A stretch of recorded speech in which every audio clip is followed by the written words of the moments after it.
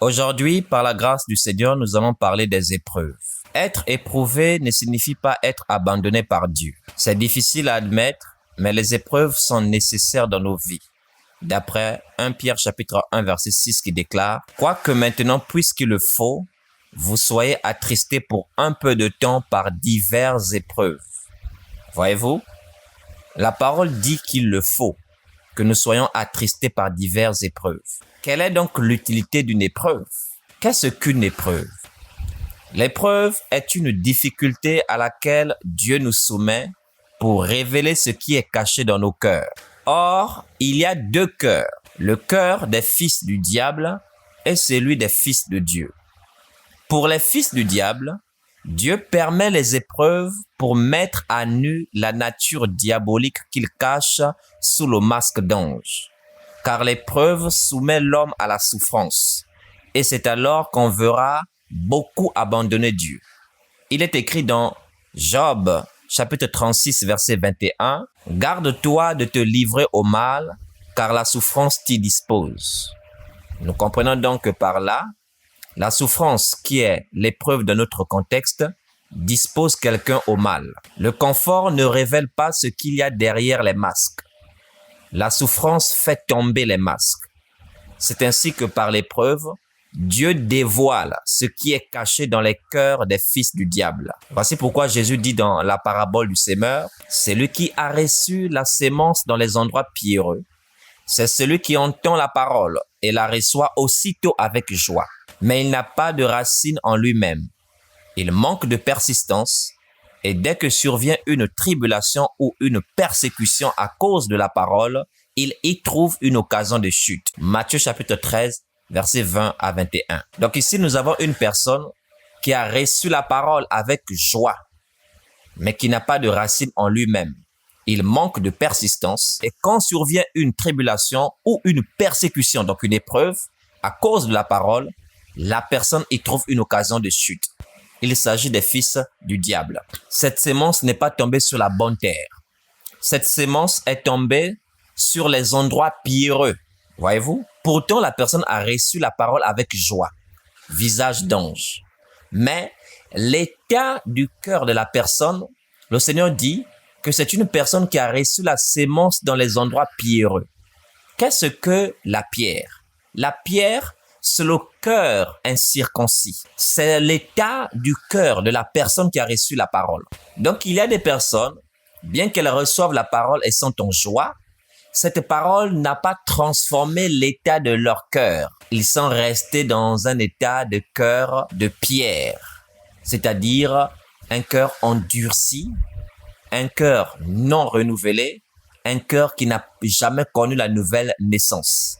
C'est pourquoi on a beaucoup de personnes parmi nous qui ont du plaisir à écouter la parole de Dieu, mais qui sont restés avec leur vieille nature d'orgueil, de médisance, de calomnie, de la vie du péché, le cœur endurci. Ce sont des personnes que la parole n'a pas transformé l'état des cœurs. Et donc, il s'agit des fils du diable. Intérieurement, leur cœur est un endroit pierreux. Mais sous l'apparence, ils expriment une joie, une sympathie lorsqu'elles écoutent la parole. C'est pourquoi Dieu va permettre l'épreuve pour que lorsque la personne sera face à la souffrance, cette souffrance va la disposer au mal, c'est-à-dire à révéler sa véritable nature qui n'est rien d'autre qu'un cœur de pierre. C'est pourquoi on parle de la sémence qui tombe dans les endroits pierreux.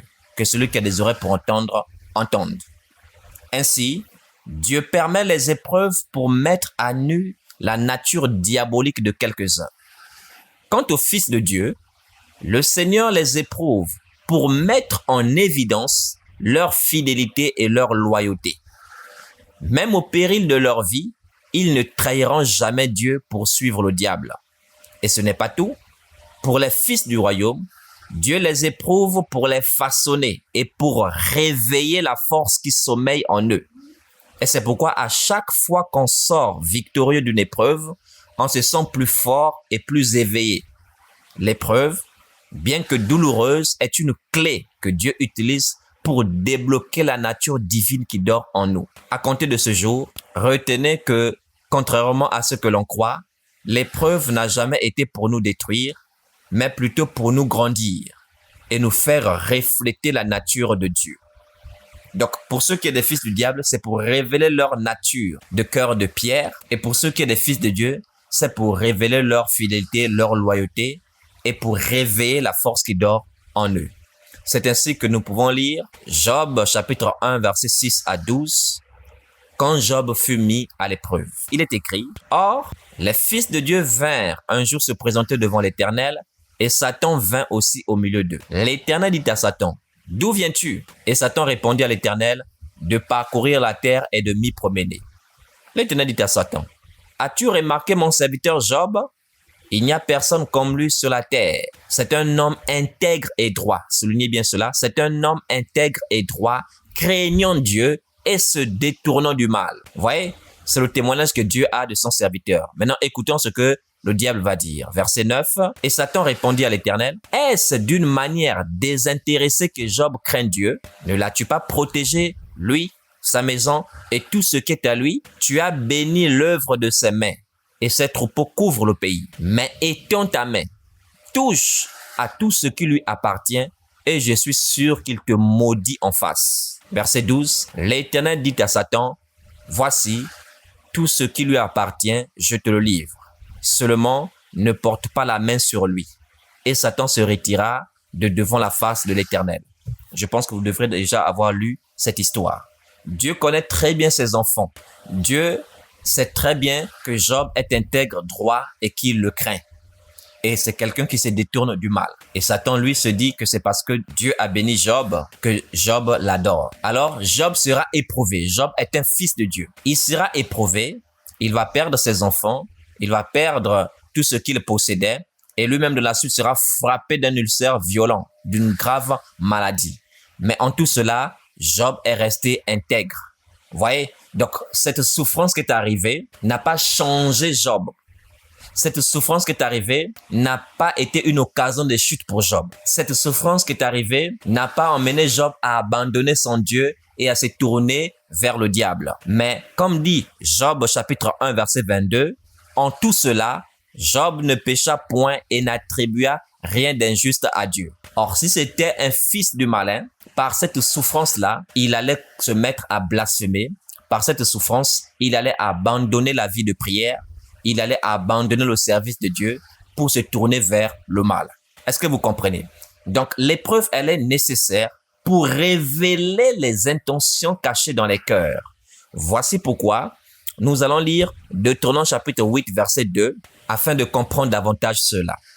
Il est écrit dans Deutéronome chapitre 8, verset 2, « Souviens-toi de tout le chemin que l'Éternel ton Dieu t'a fait faire pendant ces 40 années dans le désert, afin de t'humilier et de t'éprouver, pour savoir quelles étaient les dispositions de ton cœur, et si tu garderais ou non ses commandements. » Voyez, donc Dieu a fait passer le peuple par le détour, le chemin du désert, et cela afin de l'humilier, afin de l'éprouver pour savoir quelles étaient les dispositions de son cœur. Et on sait que parmi les enfants d'Israël, ce ne sont pas tous ceux qui sont passés par le désert qui sont arrivés à Canaan. Nombreux sont morts dans le désert. Pourquoi? Parce que leur cœur était mauvais. Ils avaient de très mauvaises dispositions. À peine avaient-ils faim et soif qu'ils se mettaient à murmurer, qu'ils cherchaient à vouloir lapider Moïse, qu'ils se mettaient à parler comme des véritables païens. Est-ce que vous voyez? Mais nous savons qu'il y a quelques-uns qui faisaient l'exception, notamment Josué et Caleb, qui faisaient partie de l'exception dans Nombres chapitre 14 et qui, malgré les épreuves, malgré la chaleur du désert, malgré les ennemis redoutables qui étaient devant eux, étaient demeurés fidèles et loyaux au Seigneur. Est-ce que vous voyez? Donc, cette épreuve du désert a servi à révéler le cœur incirconcis des Hébreux et ça a permis de révéler aussi la loyauté et la fidélité des véritables fils de Dieu. Nous pouvons prendre Exode chapitre 13, versets 17 à 18 pour comprendre pourquoi Dieu a fait passer le peuple par le chemin du désert. Il est écrit dans ce texte, « Lorsque Pharaon laissa aller le peuple, Dieu ne le conduisit point par le chemin du pays des Philistins, quoique le plus proche. Car Dieu dit, le peuple pourrait se repentir en voyant la guerre et retourner en Égypte. Mais Dieu fit faire au peuple un détour par le chemin du désert, vers la mer Rouge. Les enfants d'Israël montèrent en armes hors du pays d'Égypte. Vous voyez? Donc Dieu pouvait faire passer les enfants d'Israël par le chemin le plus proche, mais c'était le chemin du pays des Philistins. Et s'il rencontrait une guerre là-bas, le peuple allait fuir, retourner en Égypte. Mais Dieu va choisir de faire un détour par le chemin du désert. Pourquoi Dieu agit ainsi? C'est parce qu'avec notre Dieu, il n'y a pas de facilité. Et la facilité, généralement, entraîne à la chute rapide. Vous voyez, la rapidité entraîne à une chute aussi rapide. Nous voyons que selon Exode chapitre 13, 17 à 18, Dieu ne voulait pas qu'Israël passe par le chemin des Philistins parce qu'il pouvait avoir une guerre contre les Philistins. Arrêtons-nous un instant. Est-ce que dans la suite des temps, quand finalement Israël s'est installé à Canaan, est-ce qu'Israël n'a jamais livré de guerre contre les Philistins? Si, Israël a livré des guerres contre les Philistins. Souvenez-vous de la guerre de David contre Goliath. C'était la guerre d'Israël contre les Philistins. Nous sommes dans 1 Samuel chapitre 17. Alors, sachant que plus tard, ils ont finalement livré des batailles contre les Philistins. Mais pourquoi, au départ, Dieu s'était gardé d'une guerre contre les Philistins? Très bien. Il faut noter que le peuple qui sort de l'Égypte représente un peuple nouvellement converti. Est-ce que vous voyez? Représente un peuple nouvellement converti. Et maintenant, quand on est nouvellement converti, il y a des guerres auxquelles on ne peut pas faire face. Est-ce que vous voyez? Il y a des guerres auxquelles on ne peut pas faire face. Voilà pourquoi Dieu va prendre soin de nous façonner. Dieu va prendre soin de nous travailler et il va nous soumettre à l'épreuve du désert pour nous façonner. Voici pourquoi il dit, c'était afin de t'humilier, de voir quelles étaient les dispositions de ton cœur. Et si vous poursuivez Deutéronome chapitre 8, verset 3, c'était aussi pour lui apprendre que l'homme ne vivra pas de pain seulement, mais de toute parole qui sort de la bouche de Dieu. J'aimerais dire, mon frère ou ma sœur, si ta vie n'est pas facile, c'est parce que le Dieu que tu sers n'est pas un Dieu de facilité. C'est un Dieu de détour. Ne suis pas, ne convoite pas ceux-là pour qui tu dis tout le temps, ah, tout est tellement simple pour eux. Tout est tellement facile pour eux. Parce que crois-moi, tout ce qui est facile entraîne aussi à des conséquences négatives immédiates et irréversibles. Mais Dieu, c'est un Dieu qui prend la peine de te faire passer par des détours pour te préparer, pour te façonner, afin que tu sois capable de relever des défis plus importants dans la suite.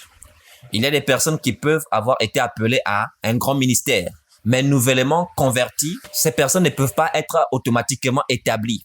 Pourquoi? Parce que il y a des guerres qui vont se soulever contre la personne et comme elle n'est pas encore bien formée, elle n'est pas encore bien façonnée, n'est pas encore bien préparée, cette personne peut renoncer à ce que Dieu lui a accordé. Est-ce que vous voyez? Donc, notre Dieu, c'est un Dieu qui a une pédagogie extraordinaire, qu'on ne comprend pas toujours sur le coup, mais nous devons apprendre à toujours lui faire confiance. Il y a beaucoup de choses à dire par rapport à ce texte, mais nous allons abréger parce que on va rester focus vraiment sur notre thématique du jour. Donc, les épreuves sont nécessaires, notez cela. Dans Genèse chapitre 22, versets 1 à 12, notre père dans la foi fut mis à l'épreuve, c'est-à-dire Abraham. Il est écrit dans Genèse 22, 1 à 12, je vais simplement prendre les versets 1 et 2.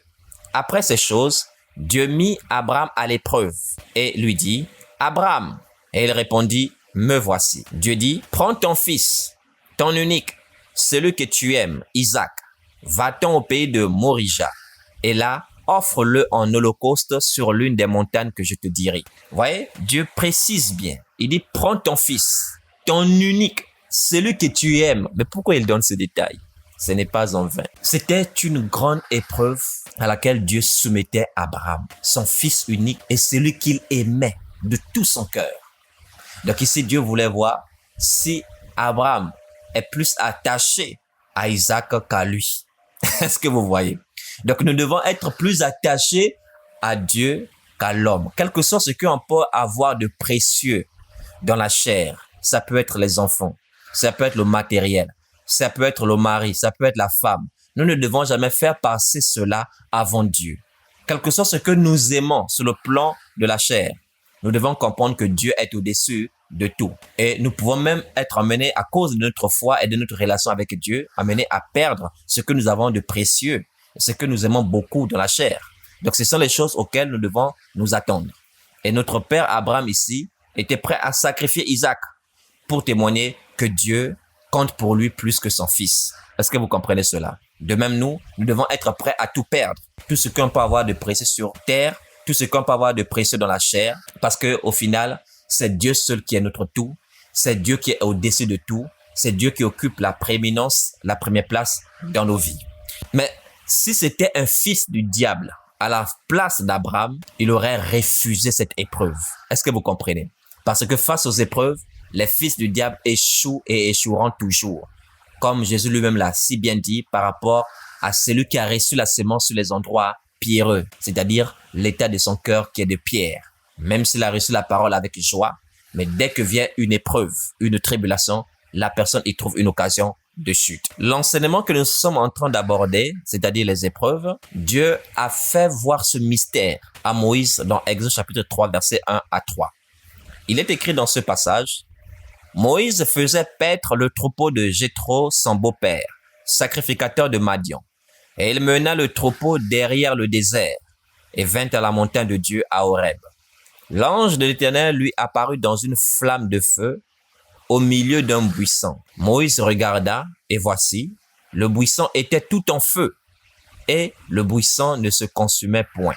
Moïse dit, « Je vais me détourner pour voir quelle est cette grande vision et pourquoi le buisson ne se consume point. » La vision qu'a Moïse ici est extraordinaire. L'ange de l'Éternel lui apparaît dans une flamme de feu au milieu d'un buisson. Le buisson est en feu, mais le buisson ne se consume point. C'est-à-dire, on ne voit pas la cendre, on ne voit pas les feuilles tomber. Et Moïse dit, mais quelle est cette grande vision? Pourquoi le buisson ne se consume point? Ce buisson prophétise Christ et ça prophétise ceux qui appartiennent à Christ. C'est-à-dire, le feu que nous voyons ici représente les épreuves. Il est écrit dans 1 Pierre chapitre 4 verset 12, « Bien-aimés, ne soyez pas surpris comme d'une chose étrange qui vous arrive de la fournaise qui est au milieu de vous pour vous éprouver. » Vous voyez, la fournaise, c'est quoi? C'est le feu. Donc, le feu représente les épreuves. Donc, ce buisson que voyait Moïse, c'est Christ et son Église. C'est-à-dire, bien que Christ passe dans le feu, bien que son Église aussi passe par le feu des tribulations, des persécutions, des épreuves, Christ et son Église ne se consument point. C'est-à-dire, malgré l'intensité des souffrances par lesquelles Jésus est passé, il n'a jamais succombé, mais il est demeuré intègre et fidèle. Comme le dit Philippiens chapitre 2, à partir du verset 5, il a été obéissant jusqu'à la mort, même jusqu'à la mort de la croix. C'est aussi pourquoi il s'adresse à son église dans Apocalypse chapitre 2 verset 10. Sois fidèle jusqu'à la mort. Il dit, voici le diable jettera quelques-uns de vous en prison et vous aurez une épreuve, une tribulation de 10 jours. Ne crains point ce que tu vas souffrir. Sois fidèle jusqu'à la mort et je te donnerai la couronne de vie. Donc, ce buisson parle de nous aujourd'hui qui, malgré les épreuves, nous demeurons fidèles. Malgré les souffrances, les difficultés, nous demeurons loyaux au Seigneur et nous demeurons fidèles même au péril de notre vie parce que nous savons que nous allons recevoir la couronne de vie. Donc pour nous, l'épreuve nous façonne. Pour nous, l'épreuve révèle les réelles dispositions de nos cœurs. L'épreuve révèle notre intégrité au Seigneur. L'épreuve réveille même aussi la force qui est en nous et vous allez le comprendre dans la suite. Prenons Juges chapitre 2, verset 21 jusqu'au verset 22. Il est écrit dans ce passage, « Je ne chasserai plus devant eux aucune des nations que Josué laissa quand il mourut. C'est ainsi que je mettrai par elles Israël à l'épreuve, pour savoir s'ils prendront garde ou non de suivre la voie de l'Éternel comme leur père ayant pris garde. » Donc ici, nous sommes dans le livre des Juges. Josué n'avait pas chassé toutes les nations étrangères qui étaient dans Canaan. Il y a quelques nations qui étaient restées et ces nations-là servaient d'autres dieux, avaient une autre façon de vivre. Ils vivaient dans l'impureté, dans le péché, dans les abominations.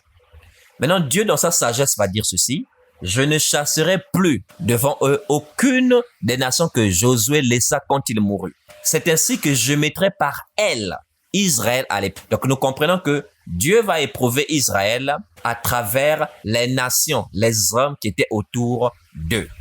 Vous devez comprendre qu'aujourd'hui, Dieu utilise les païens. Dieu utilise les hommes pour éprouver ses enfants. Est-ce que vous comprenez? Donc, pour voir si nous allons garder sa parole. C'est ainsi que un homme peut s'approcher de vous pour vouloir vous entraîner dans le péché. Dieu veut voir si tu vas suivre ce que cet homme va dire ou est-ce que tu vas garder sa parole. C'est ainsi qu'une femme voudra vous emmener dans la corruption. Dieu permet cela pour voir si vous allez garder sa parole ou est-ce que vous allez suivre la corruption. Donc Dieu utilise les hommes aujourd'hui pour que nous soyons éprouvés, pour voir si nous allons garder sa parole ou non. Et vous devez savoir que selon Exode chapitre 25, versets 31 à 40, le chandelier devait être en or battu. Vous voyez? Et ce chandelier devait être fait en or et son or devait passer par le feu. Son or devait être battu pour avoir la forme que Dieu veut. Or, ce chandelier prophétise l'Église. Selon Apocalypse chapitre 1, verset 20, c'est nous qui sommes le chandelier, c'est-à-dire l'Église.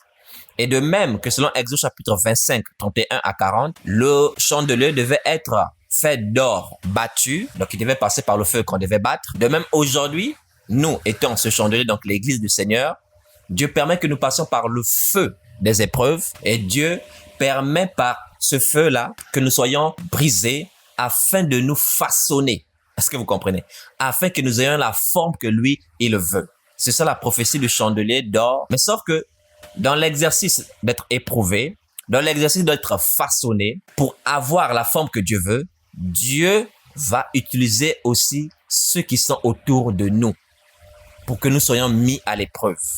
Ce n'est pas que dans un contexte par rapport à la fidélité quant au péché, mais c'est aussi dans le contexte de nous façonner. Vous voyez, si un enfant de Dieu a encore des lacunes en lui, Dieu va utiliser les païens pour le façonner. Si un enfant de Dieu a du mal à refléter les fruits du Saint-Esprit, Dieu va utiliser les hommes, les païens et même les faux frères pour le façonner. Il est écrit dans Galates chapitre 5, verset 22, « Mais le fruit de l'Esprit, c'est l'amour, la joie, la paix, la patience, la bonté, la bénignité, la fidélité, la douceur, la tempérance. » Vous voyez, nous sommes invités à manifester ces fruits de l'esprit. Mais vous devez comprendre que lorsqu'on dit par exemple l'amour, ça n'a rien de notre conception à nous de l'amour. Quand on parle de la joie, ça n'a rien de notre entendement de la joie. Vous voyez, si vous pensez que c'est étant dans le confort qu'on va incarner ces fruits de l'esprit, c'est que vous vous trompez et vous vous séduisez vous-même. Car, comme le dit le Maître dans Matthieu chapitre 5, versets 38 à 48, je prends juste le verset 46, il dit « Si vous aimez ceux qui vous aiment, quelle récompense méritez-vous? Les publicains aussi n'agissent-ils pas de même? » Vous voyez, c'est facile d'aimer ceux qui nous aiment. Mais comment saura-t-on que là, c'est vraiment l'amour, fruit du Saint-Esprit? C'est quand nous serons amenés c'est quand nous serons amenés à aimer même nos ennemis. C'est pourquoi Jésus dit, si vous aimez ceux qui vous aiment, quelle récompense méritez-vous? Les publicains aussi n'agissent-ils pas de même? Vous voyez? Donc les publicains, les pécheurs, les fils du diable peuvent aimer ceux qui les aiment. Il y a rien d'extraordinaire en cela. Est-ce que vous voyez? Mais ils ne peuvent pas aimer ceux qui les détestent, ceux qui les haïssent. Maintenant, nous, si nous parvenons à aimer nos ennemis, nous montrons par là que l'amour qui est en nous est un amour surnaturel, un amour qui vient du Saint-Esprit. C'est alors que Dieu va utiliser les hommes qui vont se dresser à toi comme tes ennemis pour voir si tu vas les aimer ou si tu vas les haïr. Est-ce que vous me comprenez? Je vous l'ai dit, selon Juge chapitre 2, versets 21 à 22, c'est par les hommes que Dieu met les fils d'Israël à l'épreuve. C'est par les païens, c'est par les pécheurs que Dieu met les fils d'Israël à l'épreuve. De même aujourd'hui, Dieu nous éprouve à travers ces hommes païens-là. Vous voyez, par exemple, quelqu'un qui va vous chercher des problèmes alors que vous ne lui avez rien fait, vous devez comprendre que Dieu a des attentes par rapport à vous. Comment allez-vous réagir? Est-ce que vous allez réagir comme un fils du diable dont le cœur est incirconcis, le cœur est de pierre, ou est-ce que vous allez faire preuve d'amour, de bonté, de patience et de tempérance? Est-ce que vous comprenez maintenant? On dit le fruit de l'esprit, c'est la patience. Comment ce fruit va-t-il se manifester dans le confort? Vous voyez, si on parle de patience, c'est qu'on est dans une situation inconfortable. La patience peut vous emmener, par exemple, à supporter les gens, comme le dit Colossiens chapitre 3, verset 13. Si l'un a sujet de se plaindre des autres, pardonnez-vous réciproquement. Supportez-vous les uns les autres. C'est ce que la doctrine dit. Vous voyez? Donc, quand la patience se manifeste en une personne, cette personne apprend maintenant à supporter les injustices, à supporter les injustes. Ce n'est pas facile, mais c'est ce qui prouve que l'œuvre du Saint-Esprit, qui est surnaturelle, s'opère dans sa vie. On dit le fruit du Saint-Esprit, c'est la fidélité. Mais comme l'a dit Satan à Dieu, il dit, bon, Job, tu l'as béni. Tu protèges tout ce qui lui appartient. Son troupeau couvre le pays. Il est riche et il est en abondance. Comment est-ce qu'il ne te sera pas fidèle? Est-ce que vous voyez? C'est facile d'être fidèle dans le confort. Oui. Mais quand on perd maintenant ce qu'on possède, quand on n'a plus rien, quand on est accablé par toutes sortes de souffrances, demeurer fidèle à Dieu dans cette situation inconfortable témoigne qu'on a réellement l'Esprit de Dieu en nous. Vous comprenez? La fidélité dans la persécution, la fidélité malgré la souffrance. On dit le fruit de cet esprit, c'est la tempérance. Mais si tout le temps, ceux qui vous entourent vous disent de bonnes choses, si tout le temps, ceux qui sont auprès de vous vous acclament, mais comment ne seriez-vous pas tempérant? Vous voyez, à quel moment saura-t-on que vous êtes vraiment tempérant? Mais c'est lorsqu'on vous met dans des situations inconfortables. Vous voyez, on va chercher à vous provoquer pour voir comment vous allez réagir. Bon, maintenant, si vous réagissez toujours de manière impulsive, si vous cédez toujours à la colère et aux mauvais sentiments, ça veut dire que vous avez encore besoin de travailler au niveau de la tempérance. Et écoutez-moi très bien. Dieu est un Dieu fidèle. Dieu est un Dieu qui veut que ses enfants atteignent la perfection. Dieu, c'est un Dieu qui veut que nous soyons irrépréhensibles. Mais comment pouvons-nous être jugés irrépréhensibles si on n'a pas été éprouvés, si on n'a pas été mis dans des situations qui devaient nous emmener à être répréhensibles? Est-ce que vous me comprenez? Ainsi donc, quand nous aspirons à la manifestation des fruits de l'esprit, à l'amour, à la joie, à la paix, à la bonté, à la patience, à la fidélité, à la douceur, à la tempérance, attendez-vous à ce que ceux qui sont autour de nous, qu'il y ait toutes sortes de situations qui nous mettent dans des positions inconfortables. Vous voyez? Donc, si tu es un vrai fils de Dieu, si tu es une vraie fille de Dieu et que les fruits de l'esprit ont du mal à se manifester en toi, je prends un exemple. Tu n'arrives pas à aimer tes ennemis. Avec Dieu, on ne saute pas de classe. Si tu as encore un problème à ce niveau-là et que tu échoues, tu vas redoubler, tu vas reprendre cette classe-là. C'est-à-dire, Dieu t'enverra de plus en plus d'ennemis. Dieu t'enverra de plus en plus de difficultés jusqu'à ce que tu auras réussi. C'est-à-dire jusqu'à ce que tu auras surmonté cette classe-là. Jusqu'à ce que tu auras incarné cette vertu-là. Si tu es quelqu'un qui est impulsif, qui a un problème de tempérance, ne te dis pas que Dieu fera en sorte que personne ne te mette en colère. Au contraire, Dieu veut que tu atteignes la perfection. Dieu veut que tu sois irrépréhensible. Que fera-t-il? Il t'enverra de plus en plus de personnes qui vont te fâcher, qui vont t'irriter, afin que tu apprennes à cultiver maintenant la tempérance. Et la tempérance ne veut pas dire ne jamais se mettre en colère. Non, la tempérance veut dire la maîtrise de soi. C'est-à-dire, tu vas éprouver la colère, mais tu ne vas pas agir selon elle. Tu vas tout de suite la dompter.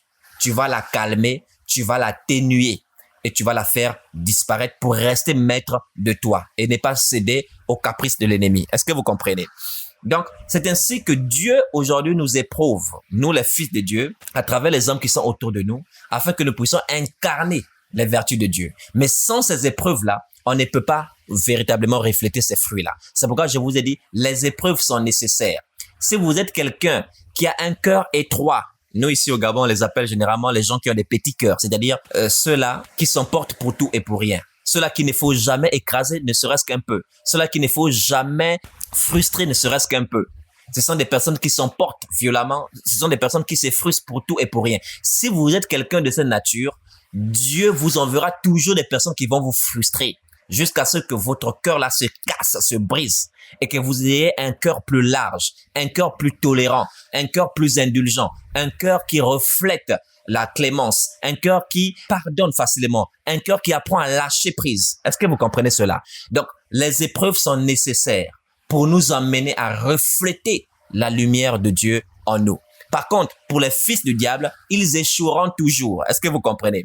À chaque fois qu'ils seront éprouvés, leur nature pécheresse, Leur cœur incirconcis se manifestera toujours et ils iront jusqu'à abandonner le Seigneur. À cause de la souffrance, ils seront emportés dans le mal. À cause de la souffrance, ils ne supporteront pas, ils ne demeureront pas fidèles à Dieu, mais ils iront voir à gauche et à droite pour chercher des solutions par rapport à leur vie, quitte à pactiser avec les démons. Est-ce que vous voyez? Quant à nous, les enfants de Dieu, nous apprenons à relever les défis que le Père nous envoie sous le soleil, sachant que ces défis-là, notez deux choses, c'est pour attester de notre intégrité et de notre loyauté au Seigneur, donc de notre fidélité. Vous voyez, quelqu'un qui perd son travail, quelqu'un qui est humilié et qui malgré cela demeure fidèle à Dieu. Vous voyez, quelqu'un même dont on menace la vie, mais qui malgré cela demeure fidèle à Dieu. Vous voyez, cette épreuve-là permet de révéler qu'il est véritablement loyal et fidèle à Dieu. Ça, c'est premièrement. Deuxièmement, c'est comme je vous l'ai dit, c'est pour le perfectionnement, c'est pour révéler la force qui dort en nous. C'est pour que nous soyons façonnés, pour que nous puissions refléter vraiment l'image de Dieu. Donc, j'ai parlé en l'occurrence des fruits du Saint-Esprit. Et donc, Dieu permettra que ceux qui nous environnent nous mettent dans des situations inconfortables.